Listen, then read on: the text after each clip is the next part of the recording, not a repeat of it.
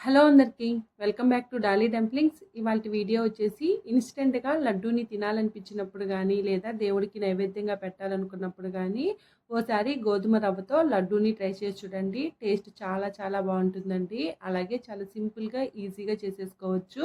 ఇప్పుడు ప్రాసెస్ చూసేద్దాము. దీనికోసం ముందుగా స్టవ్ ఆన్ చేసుకొని ప్యాన్ పెట్టుకొని ఇందులో 2 టేబుల్ స్పూన్లు నెయ్యి వేసుకోవాలి. నెయ్యి వేడైన తర్వాత ఇందులో 1 కప్పు గోధుమ రవ్వని వేసుకొని మంటని లో టు మీడియం ఫ్లేమ్లోకి అడ్జస్ట్ చేసుకుంటూ ఈ గోధుమ రవ్వని వేయించుకోవాలి. గోధుమ రవ్వ వేగిందో లేదో తెలియడం కోసం గోధుమ రవ్వ వేగినట్లయితేనో అక్కడక్కడ తెల్ల తెల్లగా వస్తుందండి. అప్పటి వరకు మధ్యలో కలుపుతూ వేయించుకోవాలి.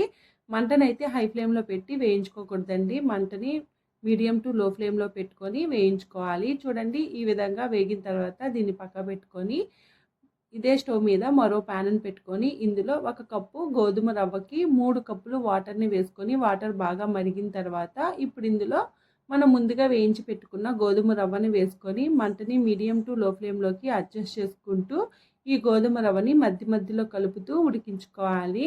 మూత పెట్టుకొని ఉడికించుకున్నట్లయితేను గోధుమ రవ్వ త్వరగా ఉడుకుతుందండి. అలాగే ఈ గోధుమ రవ్వ ఉడకడానికి కాస్త టైం పడుతుంది. ఇలా మధ్యలో మూత తీసుకుంటూ కలుపుతూ ఉడికించుకోవాలి. చూడండి, వాటర్ అంతా ఇంకిపోయాయి కదా. ఇప్పుడు ఒకసారి మళ్ళీ బాగా మిక్స్ చేసుకొని గోధుమ రవ్వ ఉడికిందో లేదో చెక్ చేసుకోవాలి. మీకు ఒకవేళ ఈ స్టేజ్లో గోధుమ రవ్వ ఉడకనట్లయితేను ఇందులో మరికొన్ని నీళ్ళని యాడ్ చేసుకొని ఈ రవ్వని మెత్తగా ఉడికించుకోవాలండి. ఇలా ఉడికిన తర్వాత ఇప్పుడు ఇందులో 1 కప్పు గోధుమ రవ్వకి 1 కప్పు షుగర్ని వేసుకొని బాగా మిక్స్ చేసుకోవాలి. మీరు స్వీట్ని ఎక్కువ తినే వాళ్ళైతే మాత్రం 1 కప్పు గోధుమ రవ్వకి 1.5 కప్పు వరకు షుగర్ని వేసుకోవచ్చండి. మీడియం స్వీట్నెస్ కోసం అయితే మాత్రం 1 కప్పు రవ్వకి 1 కప్పు షుగర్ సరిపోతుంది. ఈ షుగరు మెల్ట్ అయ్యే వరకు మధ్యలో కలుపుతూ బాగా ఉడికించుకోవాలి. చూడండి, ఇలా కంటిన్యూస్గా కలుపుతూ ఉడికించుకోవాలి. అలాగే మనం షుగర్ని వేసాం కదండి, ఈ షుగర్ కరిగే కొద్దీ ఈ రవ్వ అనేది పలచబడుతుంది. ఇప్పుడు ఇందులో చిటికెడు ఫుడ్ కలర్ని యాడ్ చేసుకోవాలి. ఫుడ్ కలర్ అనేది ఆప్షనల్ అండి, మీకు నచ్చితే యాడ్ చేసుకోండి. చూడండి, ఈ రవ్వలో కలిసేలాగా బాగా మిక్స్ చేసుకోవాలి. ఇలా కంటిన్యూస్గా కలుపుతూ ఇది కాస్త గట్టిగా అయ్యే వరకు ఉడికించుకోవాలి. మధ్యలో మూత పెట్టుకుని ఉడికించుకోవాలండి. నాకైతే ఈ మిశ్రమము గట్టిపడడానికి ఒక 7 మినిట్స్ వరకు టైం పట్టింది. మధ్యలో కలుపుతూ ఉడికించుకోవాలండి, లేదంటే అడుగున ఉన్న రవ్వ అనేది పట్టేస్తుంది. చూడండి, ఈ విధంగా కాస్త గట్టిగా అయ్యే వరకు కలుపుకొని ఉడికించుకోవాలి. ఇప్పుడు మంచి ఫ్లేవర్ కోసం ఇందులో 1 టేబుల్ స్పూను ఇలాచీ పౌడరు అలాగే 2 టేబుల్ స్పూన్ల వరకు నెయ్యిని వేసుకోవాలి.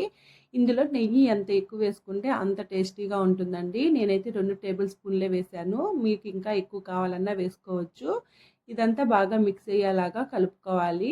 ఇలా కలుపుకున్న తర్వాత ఇందులో చిటికెడు పచ్చకర్పూరాన్ని మ్యాష్ చేసుకొని వేసుకోవాలి. నేనైతే ఇక్కడ దేవుడికి నైవేద్యంగా పెడుతున్నానండి, దానికోసమే వేసుకున్నాను. పచ్చకర్పూరాన్ని వేసుకోవడం వల్ల మంచి ఫ్లేవర్ యాడ్ అవుతుంది. ఇలా బాగా మిక్స్ చేసుకున్న తర్వాత ఇందులో 2 టేబుల్ స్పూన్లు వాటర్ మెలన్ సీడ్స్ని వేసుకొని ఒకసారి బాగా కలుపుకోవాలి.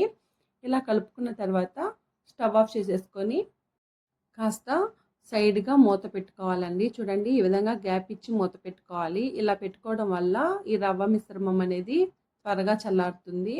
చూడండి, ఇలా చల్లారిన తర్వాత మూత తీసుకొని ఒకసారి బాగా మిక్స్ చేసుకోవాలి. మరి బాగా చల్లగా అవ్వాల్సిన అవసరం లేదండి, మనం తాకగలిగే అంత చల్లగా అయితే సరిపోతుంది. ఇప్పుడు చేతికి కాస్త నెయ్యిని అప్లై చేసుకొని మీకు లడ్డూలు ఏ సైజులో కావాలో ఆ సైజుకి తగ్గట్టు గోధుమ రవ్వను తీసుకొని రౌండ్ బాలుల్లాగా చుట్టుకోవడమేనండి. అంతేనండి. అదేవిధంగా అంతా మిశ్రమాన్ని లడ్డూల్లాగా చుట్టుకోవడమే. చూశారు కదా, గోధుమ రవ్వతో లడ్డూని ఎలా చేసుకోవాలో ప్రాసెస్ ఏందో. ఇది చాలా క్విక్గా చేసుకోవచ్చండి. నాకైతే మాత్రం ఒక 15 మినిట్స్ టైం పట్టింది ఈ ప్రాసెస్ అంతా అవ్వడానికి. అలాగే ఈ లడ్డూలు చాలా టేస్టీగా ఉంటాయండి, అలాగే చాలా సాఫ్ట్గా ఉంటాయి. ఈ లడ్డూల్ని ఎక్కువ రోజుల్లో స్టోర్ చేసుకోవడానికి కుదరదండి. 1 డే వరకు ఫ్రెష్గా ఉంటాయి. 2 డేస్ మాత్రం ఫ్రిడ్జ్లో పెట్టుకుంటే స్టోర్ చేసుకోవచ్చు. అంతేనండి. చూశారు కదా, గోధుమ రవ్వ లడ్డూల్ని ఎలా చేసుకోవాలో ప్రాసెస్ ఏందో. ఈ వీడియో మీకు నచ్చితే లైక్ చేయండి, షేర్ చేయండి, కామెంట్ చేయండి. అలాగే ఈ రెసిపీ మీరు ట్రై చేస్తే మీకు ఎలా కుదిరిందో కామెంట్ చేసేయండి. మరిన్ని రెసిపీస్ కోసం మన ఛానల్ని సబ్స్క్రైబ్ చేసుకోండి. Thank you for watching.